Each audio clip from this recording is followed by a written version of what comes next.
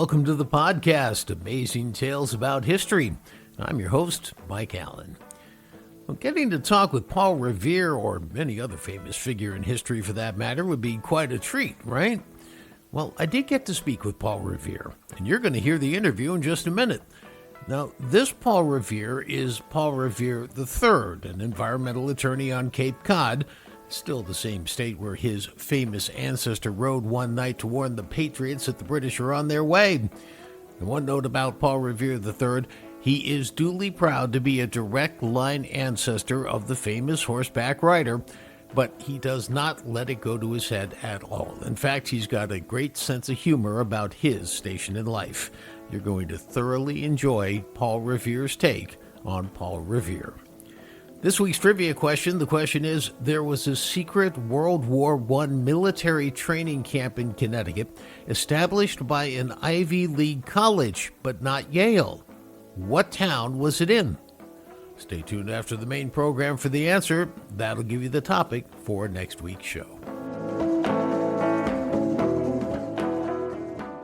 One if by land and two if by sea.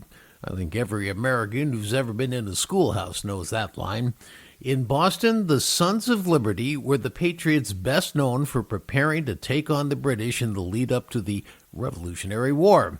They staged the Boston Tea Party, and their founders, Sam Adams, and their chief financial backer, John Hancock, were wanted by the British for treason. Now, in April of 1775, Adams and Hancock were staying at a house in Lexington, Massachusetts, about 10 miles northwest of Boston. Paul Revere was a silversmith, and he was living in downtown Boston. Revere had supported the revolutionary cause until that time by riding his horse, delivering messages, sometimes as far away as New York or Philadelphia. One of the leaders of the Patriot cause in Boston those days was Dr. Joseph Warren. Now, he had learned the British had planned a big mission in the direction of Lexington, leaving out of Boston.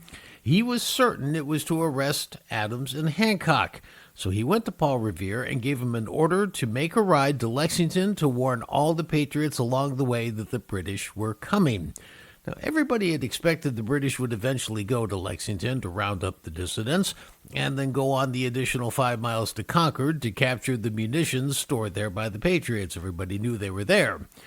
Now, there were two ways the British might go forward. One, a rather long march around Boston Neck, or they could take the shortcut, go straight over the water, and use their boats to cross the harbor and get to the other side in Charlestown much more quickly.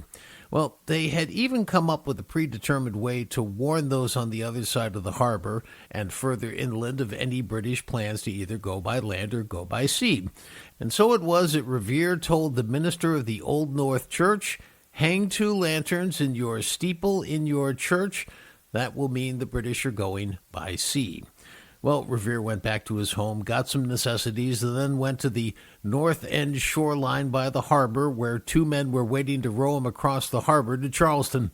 Now, once there, Revere needed a horse, and turns out a supporter of the Patriot cause loaned that horse to him. Unfortunately, that would be the last time that guy would ever see his horse.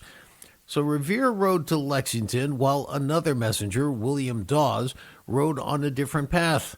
The hope was that one of the 2 men, Revere or Dawes, would make it through all the British checkpoints and alert Adams and Hancock.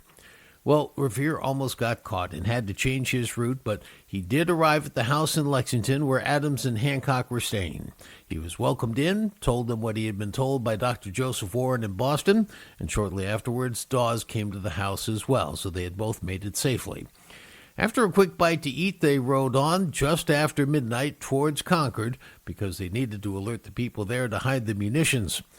Well, a British patrol came upon them, and Dawes was able to escape it, but Revere was not so lucky. He was held, a gun pointed at his head, for a couple of hours as the British tried to pressure him for information on his mission.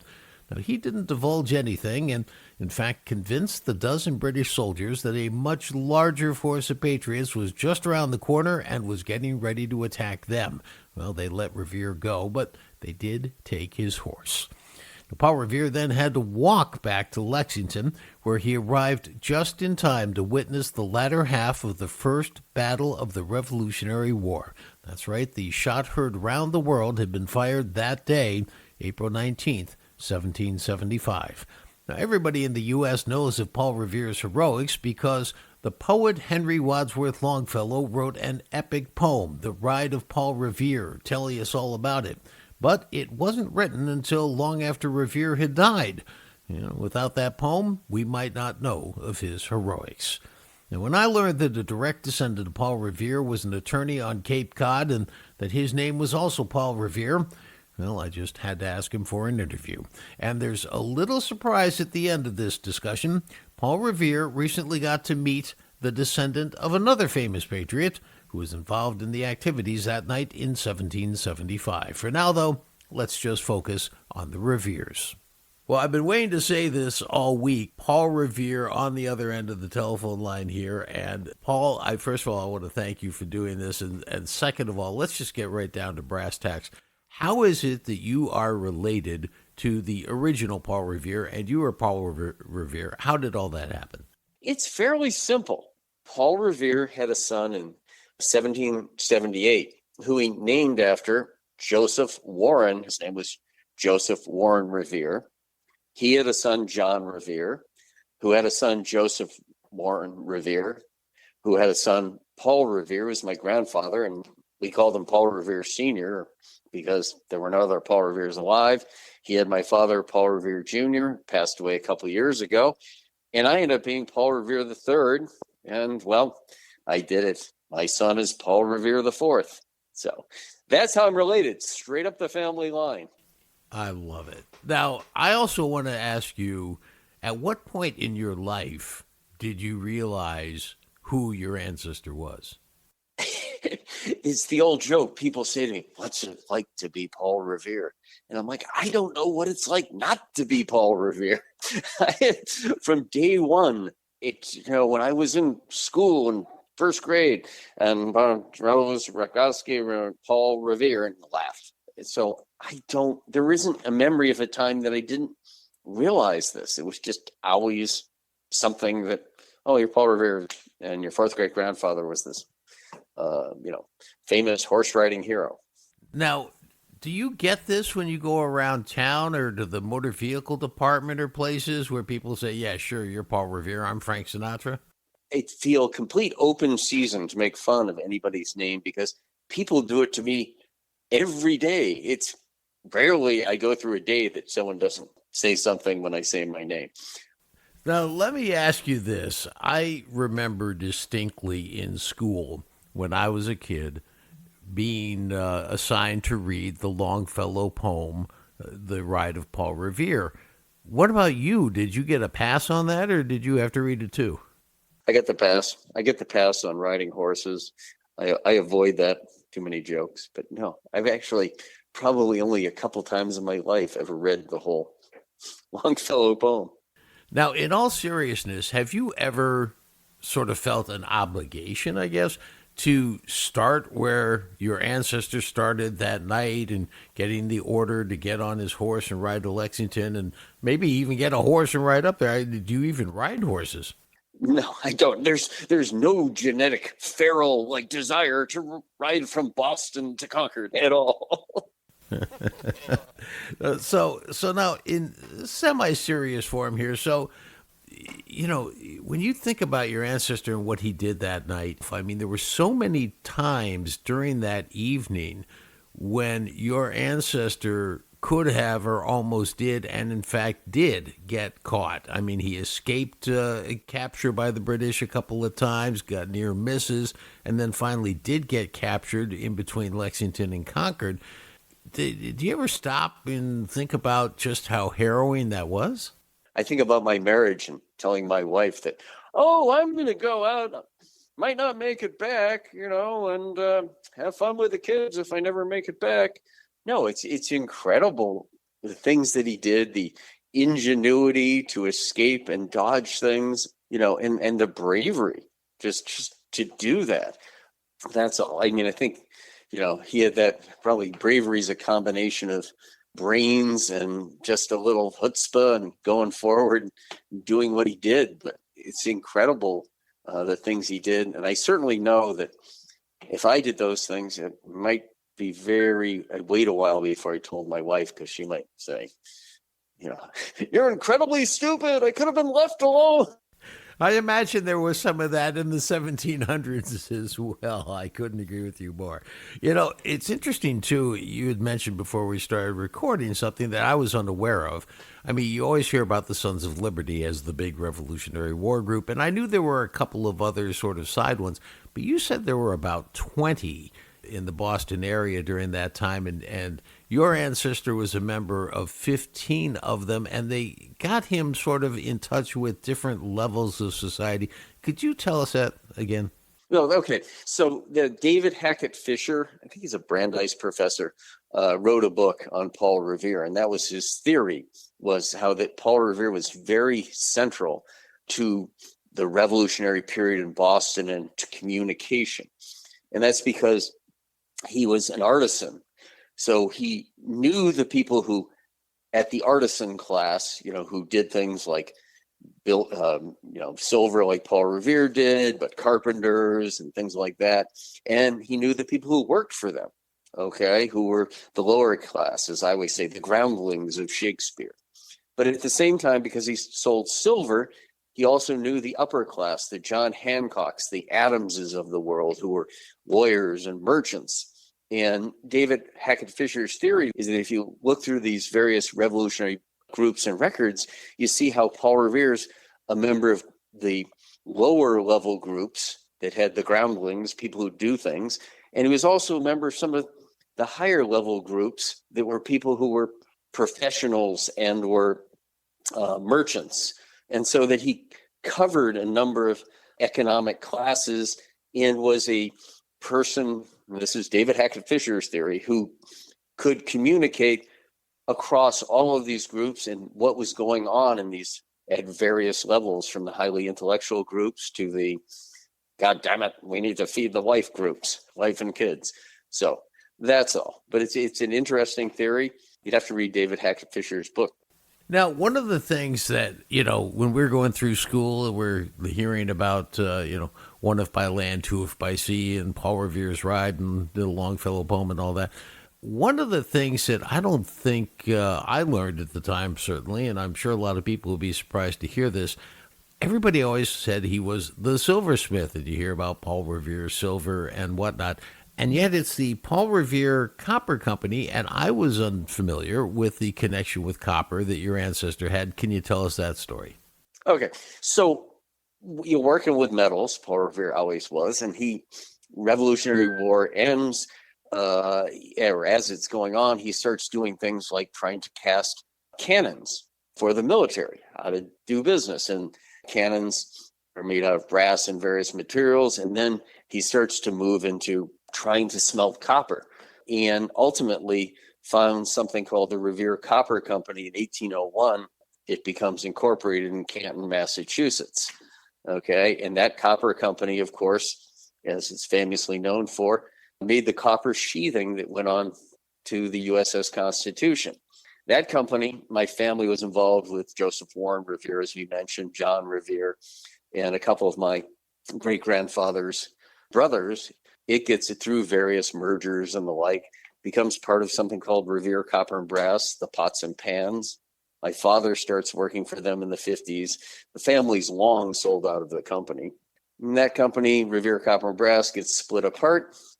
And there's still pieces left of it. A company called Revere Copper, based in Rome, New York, used to have a plant in New Bedford.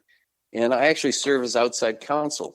And the family that pretty much controls Revere Copper, they're friends of mine, and they're proud to know that there's been a Revere working for the company for over 200 years. Revere had to figure out how to develop capital, how to get contracts, government guarantees, because it was a defense industry, or important to defense, to be able to make cannons and the like, and to roll copper. He's an interesting businessman, entrepreneur later in life. You are a very charitable person in terms of all of your activities on the side. You're on the Massachusetts Charitable Society, which was founded way back in the 1700s, and you serve on quite a few things. And one of the things I think that takes prominence in your life for somewhat obvious reasons is the Paul Revere, I think it's the Memorial Association, where you are a trustee, and you are the people who are responsible for keeping the Paul Revere House. Thank God it remains and survived and avoided the wrecking ball over the course in history. But let's talk about this because in 1800, I guess 25 years after the famous ride, Paul Revere, the original, sells his house, falls into disrepair, and without getting too detailed, could you tell us how you guys ended up managing to get hold of it and save it? Essentially, the building becomes various reuses. It was a cigar store and the like. And the Daughters of the American Revolution start saying, we ought to preserve this building, Paul Revere's house. And they have a whole program with, school children in Boston to put in a penny. And then John Phillips Reynolds, who is a cousin, the Reynolds Ned Reynolds is on the board. He's related to them. He puts up the money to buy the Paul Revere house, and the Paul Revere Memorial Association is incorporated by an act of the Mass Legislature to buy the Paul Revere house and to make it into the historical landmark that it is. The kind of entertaining thing relating to my family is, for the first year, the Speaker of the Massachusetts House was the president of the Paul Revere Memorial Association. And ever since then, it's been a member of the Revere family. Specifically, it was Uncle Ned for a while, and then it was passed on to my grandfather, to my father, and my sister and I, rather than thumb wrestle, I said, you can be the president next. So there's always been Revere as the president, but it's a nonprofit and tries to do a lot of good things about education and selling the Revere brand, as we say. Now, I was a student at Boston University when I went to college, and I went down the Freedom Trail, and I went to the Paul Revere House, and it's fascinating, and I just want to take my hat off to you for having restored it. When you walk into that house, what goes through your mind? When I grew up, there's a picture that an AP photographer took of my father, my sister, and I standing before the fireplace there. My whole life, I've probably been to the Paul Revere House at least once a year, once every 2 years. I went to law school in Chicago, and I lived in the Midwest for a little period of time. But it's just always sort of been a family thing, and it's been there. The kind of fun history, too, as you mentioned it, is my father was pretty smart on one thing. We had the Revere House sitting there, and as my mother used to say, back in the 60s, he had retired firefighters who would work there. And he'd get calls on the phone occasionally. I went there and everybody was drunk. And he's like, well, okay, man, we'll see what we can do. Well, my father realized that with the bicentennial coming, there was a lot going on in Boston. And he had the chance to make the Revere House into a real professional museum. And so he hired a professional museum director at that time. And the Revere House had a boom of visitors over the bicentennial time, and it allowed it to really become a professional museum. And right now we have a full-time staff of 7 or 8, but we have, part-time staff who are interpreters who manage the various guest services that go through there. But it's really become a professional museum, and it was because of the forethought of my father to hire someone before the bicentennial. Right now we have the oldest wooden structure in the city of Boston. We have the oldest brick residence in Boston, the Hitchborn House. And a few years ago, we bought an adjacent row house and turned it into a visitors center. So it's become a very interesting place. And I got to say, it's a huge thing is our executive director, who's been there for 30 plus years, Nina Zanaria, is such a professional at doing things that she's made it what it is. I have to wonder, For somebody in your shoes, if you think about the fact that, Henry Wadsworth Longfellow wrote this poem about your ancestor 85 years after the fact of the ride, if he had never written that poem at the beginning of the Civil War, all of this about your ancestor may have been lost to history. Does that ever cross your mind? Yeah, kind of, and I think you're right. I mean, he was kind of a local regional hero. Wadsworth made him a national hero, but without him, you wouldn't have the national presence and knowledge. I probably would have faded a little more. The Revere Copper Company and all of that, the name probably would have been pulled to the top of the company in the 1920s because it was a great trademark, because the family had basically sold the company by the early 20th century. And if Wadsworth hadn't done that, the name probably would have faded into oblivion. Now, lest anybody think that the Revere family is the only one to live on and continue the name Paul Revere, I understand there's a story that you were going to the rededication of the Lexington Battle Green and you bumped into somebody else who had a historical name. Can you tell us that story? Oh, well, that's, everybody has a great grandfather. And I'd heard about this person before from a friend of mine who was a lawyer, because he joked, he said, I got a new secretary, and you're the third call I've had this week. She's really impressed. I mean, I know this guy, David Rockefeller, he called me, and then Sam Adams called me, and now it's Paul Revere. So the name is Sam Adams. Sam was a lawyer in Boston. He died a couple of years ago. But when I was at the rededication of the Lexington battlefield in the early 2000s, I was standing in the stands next to him. And we joked. I said, you and I, we've got a lot in common. We've got a lot to talk about. He goes, sure thing we do, Paul. Name was Sam Adams. He was descended from Sam Adams, of all people. And there are people around there. There are not many Reveres. One, because it's a made-up name. It was an anglicized Revoir. And the other was that Paul Revere had mostly daughters, and only Joseph Warren was the only one to have sons. Ned Reynolds, there's a guy I know, Peter Wilde, Sean Connolly. We're all equally related to Paul Revere. I just happen to have the name.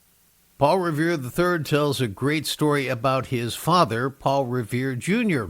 Seems his dad was driving one Monday on Route 2 in Massachusetts between Lexington and Concord, northwest of Boston, the same route that the original Paul Revere rode that famous night. It seems his father was going a little bit over the speed limit and was pulled over by the police. The officer took his license, went back to his patrol car, and returned a few minutes later and said, no ticket, no warning, you can go. Well, that Monday in question, it happened to be Patriots' Day, celebrated in Massachusetts. Paul Revere III said he didn't believe his father's story until years later when he ran into a fellow attorney who told him the story of a state cop who he knew who had told him that he had pulled over a speeder on Patriots' Day on Route 2, but wasn't about to give Paul Revere a ticket on that stretch of roadway on that particular day.